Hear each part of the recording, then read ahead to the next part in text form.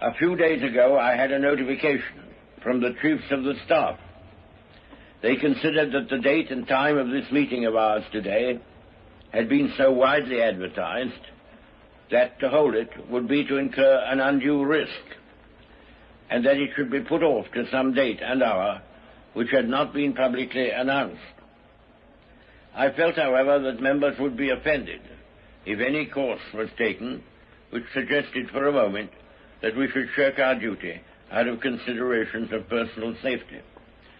And then there is all that argument which occurs to everyone of our setting an example, and of the incongruity of our ordering government departments and urging factory workers to remain at work while we ourselves did not assemble on particular occasions as we had resolved to do. Nevertheless, this is a matter on which there should be clear thinking. We should fail in our duty if we went to the other extreme, and in a spirit of meddlesome bravado made it unduly easy for the enemy to inflict loss and inconvenience upon the public service. We ought not to flatter ourselves by imagining that we are irreplaceable, but at the same time it cannot be denied that 200 or 300 by-elections would be a quite needless complication of our affairs at this particular juncture. Moreover, I suppose that if Hitler made a clean sweep of the Houses of Parliament, it would give widespread and unwholesome satisfaction throughout Germany and be vaunted as another triumph for the Nazi system of government. We must exercise reasonable prudence and a certain amount of guile in combating the malice of the enemy. It is no part of good sense to proclaim the hour and the dates of our meetings long beforehand. Here we are sitting on the target. This group of well-known, prominent buildings and towers between three major railway stations, with the river as a perfect guide by night and day, is the easiest of all targets, and I have very little doubt that they will need extensive repairs before very long. We have seen how unscrupulous and spiteful the enemy is by his daylight attacks on Buckingham Palace, and anyone has only to walk to Smith's Square or St. Thomas's Hospital to see the kind of damage that a single aeroplane can do. We have not got to think only of ourselves in considering the matter. There is a large number of officials and staff attached to the House who have to be in attendance upon us when we are sitting. There is no guarantee that the warning will be given in time. Even our watcher up aloft would very likely give his signal only at the moment when the bombs were already released. The firing of the artillery is no useful warning because it fires so often, and we should be hindered in our business if we attended to that. Therefore, I am going to propose to the House 3 measures which they will find fully consonant with their dignity and with their duty. And with your permission, Mr. Speaker, I now propose to outline their character. The first is that the hours and dates of our sitting shall not be made public in the press or announced beforehand, and that they shall be lapped in uncertainty.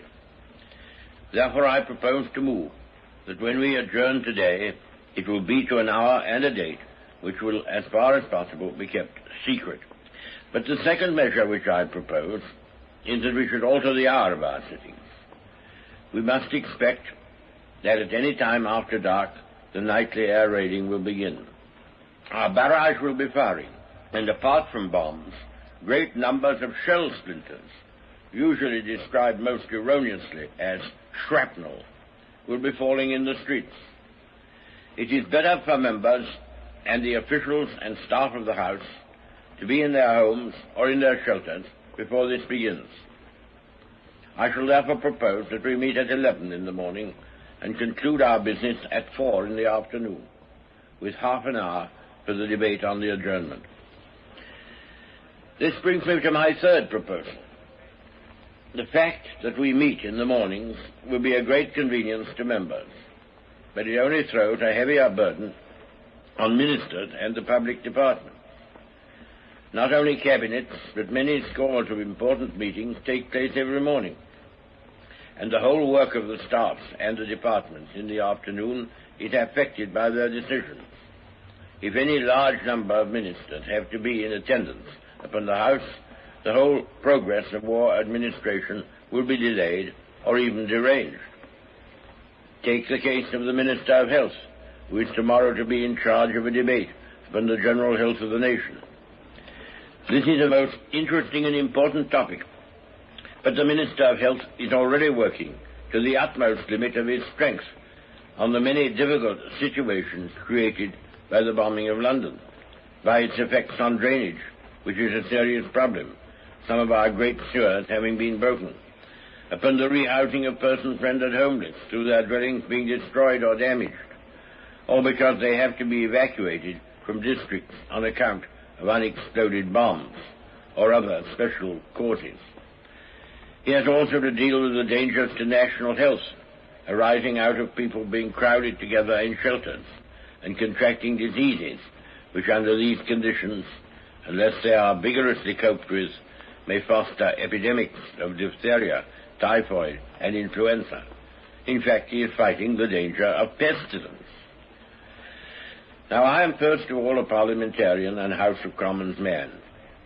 If I have any say in matters at the present time, it is due mainly to this House, and I therefore set parliamentary duties above everything, subject, of course, to the leave of the House, which I am sure would be generously given.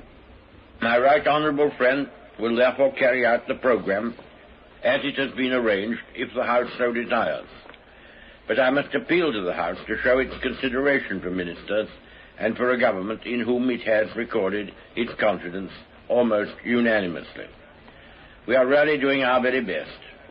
There are no doubt many mistakes and shortcomings. A lot of things are done, none too well. Some things that ought to be done have not yet been done. Some things have been done that had better have been left undone. But looking broadly at the whole picture, as it is viewed by any impartial eye, the way in which our system of government and society is standing up to its present ordeals, which will certainly increase in severity, constitutes a magnificent achievement and has justly commanded the wonder and admiration of every friendly nation in the world. I ask, therefore, for the indulgence of the House and for its support in not requiring too many sittings in the next month or two. Of course, if anything happens which raises any novel or fundamental issue for which the authority of Parliament is required, we shall immediately summon Parliament, even if it were only a few days after we have separated, and we shall make it our business to keep in touch with all parties and groups, not only through what are called the usual channels, but through any other channels which may be open. These next few weeks are grave and anxious. I said just now in the public session that the deployment of the enemy's invasion preparations and the assembly of his ships and barges is steadily proceeding, and that at any moment a major assault may be launched upon this island. I now say in secret that upwards of 1,700 self-propelled barges and more than 200 sea-going ships, some very large ships, are already gathered at the many invasion ports in German occupation.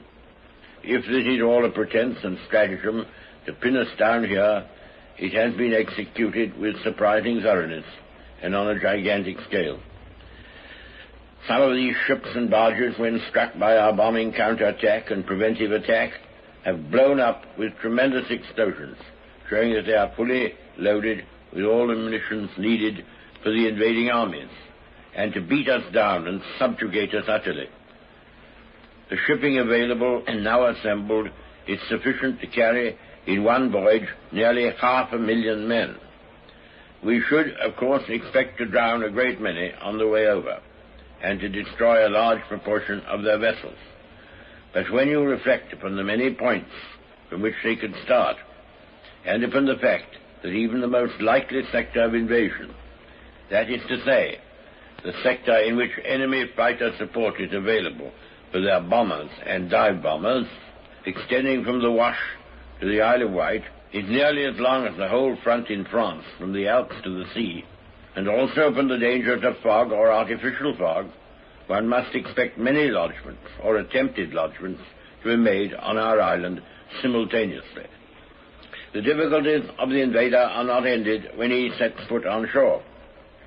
A new chapter of perils opens upon him. I am confident we shall succeed in defeating and largely destroying this most tremendous onslaught by which we are now threatened, and anyhow, whatever happens, we will all go down fighting to the end. I feel as sure as the sun will rise tomorrow that we shall be victorious.